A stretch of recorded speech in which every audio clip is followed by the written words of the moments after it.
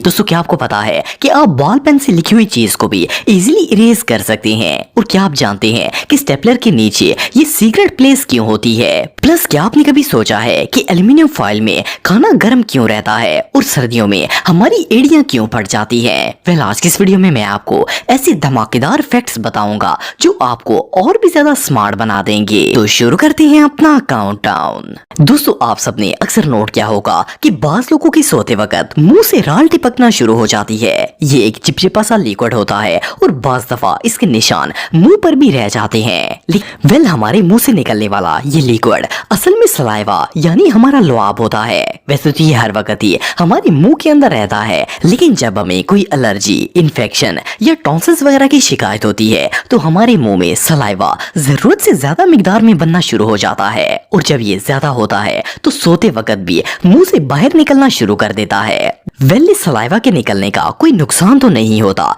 लेकिन फिर भी बंदे को इरिटेशन जरूर होती है। इसके अलावा अगर इंसान बहुत ज्यादा थकावट का शिकार हो और सुकून की नींद सो रहा हो तब भी मुंह से राल बहना शुरू हो जाती है। इसकी रीजन ये होती है कि इंसान इतनी गहरी नींद में चला जाता है कि इसके मुंह के मसल्स भी रेस्ट में आ जाते हैं और लुआब को रोकते ही नहीं है, जिससे वो मुंह से बाहर आना शुरू हो जाता है। दोस्तों हम में से ज्यादातर लोग खाने को रैप करने के लिए एल्युमिनियम फॉइल का इस्तेमाल करते हैं। खासतौर पर अगर बच्चों को लंच देने की बात आए तो इन्हें भी फूड एल्युमिनियम फॉइल में रैप करके दिया जाता है ताकि वो जल्दी ठंडा ना हो। आप सबने नोट किया होगा कि एल्युमिनियम फॉइल में रखा गया फूड आम फूड के मुकाबले में ज्यादा देर तक गर्म रहता है। लेकिन क्या आपने कभी सोचा है कि ऐसा क्यों होता है? आखिर इस पतले से पेपर में ऐसी क्या चीज है जो खाने को ठंडा नहीं होने देती? असल में जब भी हम गर्म खाना किसी बर्तन के अंदर डालते हैं तो वो बर्तन खाने की हीट को ऑब्जर्व करना शुरू कर देता है और खुद गर्म हो जाता है। इससे हमारा खाना जल्दी ठंडा हो जाता है। लेकिन इस फॉइल को क्योंकि एल्युमिनियम से बनाया जाता है और ये एक ऐसा मेटल है जो ना तो हीट को ऑब्जर्व करता है और ना ही हीट को बाहर जाने देता है, इसीलिए इसके अंदर रखा गया फूड ज्यादा देर तक गर्म रहता है। लेकिन बहरहाल हेल्थ एक्सपर्ट्स के मुताबिक एल्युमिनियम हमारी सेहत के लिए काफी ज्यादा नुकसानदेह होता है, इसलिए इन फॉइल्स का इस्तेमाल लंबे अरसे तक कभी नहीं करना चाहिए। दोस्तों दुनिया में बहुत से लोगों के साथ ये मसला होता है कि इनकी पांव की एड़ियों में क्रैक्स पड़ जाते हैं। खासतौर पर सर्दियों के मौसम में ये प्रॉब्लम और भी ज्यादा बढ़ जाती है। लेकिन क्या आपको पता है कि पांव की एड़ियां फटने की असल वजह क्या होती है और ज्यादातर ये सर्दियों के मौसम में ही क्यों फटती हैं? वेल आपको जानकर हैरानगी होगी कि हमारी एड़ियां फटने की मेन रीजन डिहाइड्रेशन होती है। जो लोग पानी कम पीते हैं इनकी स्किन पानी की कमी की वजह से बहुत ज्यादा ड्राई हो जाती है और जब पांव की एड़ियां ड्राई होती हैं तो इन एड़ियों पर हमारी बॉडी का पूरा वेट पड़ने की वजह से इनकी स्किन फटना शुरू हो जाती है। सर्दियों के मौसम में एड़ियां इसलिए ज्यादा क्रैक होती है क्योंकि सर्दी में हमारी स्किन गर्मियों के मुकाबले में ज्यादा ड्राई हो जाती है, इसलिए हम लोशन वगैरह यूज करते हैं। पर इस खुश्क मौसम की वजह से एड़ियां फटने के चांसेस ज्यादा हो जाते हैं। लेकिन अगर आप अपनी हेल्स को मॉइस्चराइज रखते हैं और ज्यादा से ज्यादा पानी का इस्तेमाल करते हैं तो इस प्रॉब्लम से बचा जा सकता है। दोस्तों अगर बूट से आने वाली स्मेल की बात की जाए तो ये बात तो हम सब जानते हैं कि शूज में से स्मेल हमारे पाँव के पसीने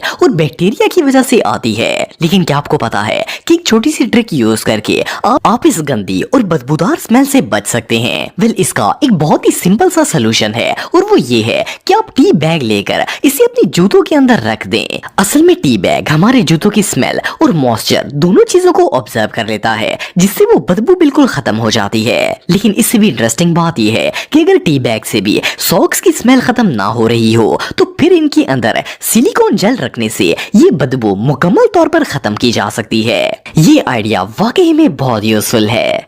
दोस्तों आप सबने कभी न कभी स्टेपलर का इस्तेमाल जरूर किया होगा। ज्यादातर लोगों को लगता है कि स्टेपलर के सिर्फ दो ही पार्ट्स होते हैं, एक वो जहां पर इसकी पिन्स डालते हैं और दूसरा जहां से वो पिन्स प्रेस होकर बाहर आती हैं और पेपर को स्टेपल करती हैं।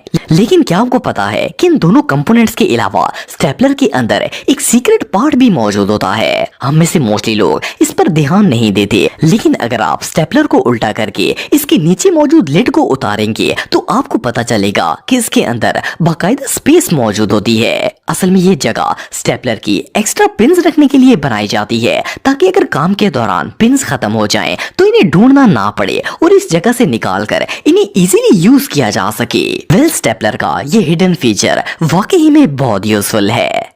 दोस्तों इस बात में कोई शक नहीं है कि आंखें हमारे जिस्म का बहुत ही अहम हिस्सा होती हैं। अगर ये ना हो तो इंसान की जिंदगी बेरंग हो जाती है। हर इंसान की ये आदत होती है कि वो 1 मिनट में कई दफा अपनी आंखों को ब्लिंक करता है। ये एक लाशौरी अमल होता है और इस पर इंसान का कोई इख्तियार नहीं है। लेकिन फिर भी क्या आपने कभी सोचा है कि हम बार बार अपनी आंखों को ब्लिंक क्यों करते हैं? वेल इसके पीछे एक खास रीजन होती है। असल में हमारी आंखों को प्रॉपरली ऑपरेट करने के लिए ऑक्सीजन की जरूरत होती है और इन्हें ऑक्सीजन इसी वक्त मिलती है जब हम आंखों को बंद करके दोबारा खोलते हैं। आई ब्लिंक करने का एक और फायदा ये भी होता है कि इससे हमारी आंखों की नमी भी बरकरार रहती है। अगर आंखों में हल्का सा भी गीलापन ना हो तो हमारी आंखें बिल्कुल खुश्क हो जाएंगी और इनमें जलन होना स्टार्ट हो जाएगी। प्लस इससे सब कुछ धुंधला भी नजर आता है। एक और फैक्ट ये भी है कि जितनी दफा हम अपनी आंखें बंद करते हैं इतनी दफा ये साफ भी होती रहती हैं। वेल इससे पता चलता है कि आंखें ब्लिंक करना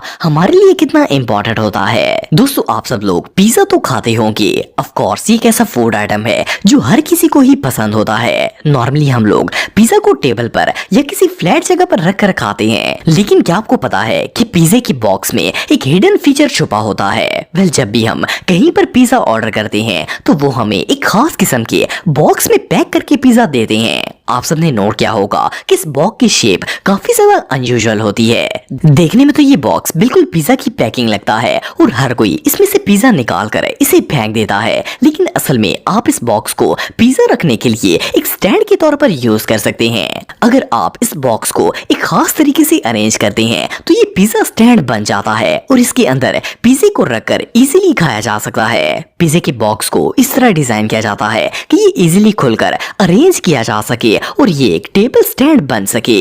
ये सच में कमाल है। दोस्तों अगर आप एक स्टूडेंट हैं तो शायद आपने नोट किया होगा कि कुछ बॉल पेन्स ऐसे होते हैं जिनकी एज पर इस तरह का रबर टाइप का मटेरियल लगा होता है। हम में से मोस्टली लोग इस पर ध्यान नहीं देते, लेकिन सोचने की बात यह है कि आखिर इन पेन्स में प्लास्टिक की जगह रबड़ ही क्यों लगाया जाता है? वेल असल में ये रबड़ इस बॉल पेन का इरेजर होता है। अगर इस तरह की पेन से राइटिंग के दौरान आपसे कोई मिस्टेक हो जाए तो आप इस इरेजर की मदद से इसे इजीली रब करके दोबारा भी लिख सकते हैं। नॉर्मल बॉल पेन्स के अंदर ये फीचर नहीं होता, लेकिन इस बॉल पेन की इंक को एक खास मटेरियल से बनाया जाता है जो कि रिमूवेबल होती है। इसके पीछे लगे रबड़ की मदद से आप इस पेन से लिखी हुई किसी भी चीज को इजीली इरेज कर सकते हैं। ये दोनों चीजें सेम लेड पेंसिल और इसके पीछे लगे इरेजर की तरह काम करती हैं। ये सच में कमाल है।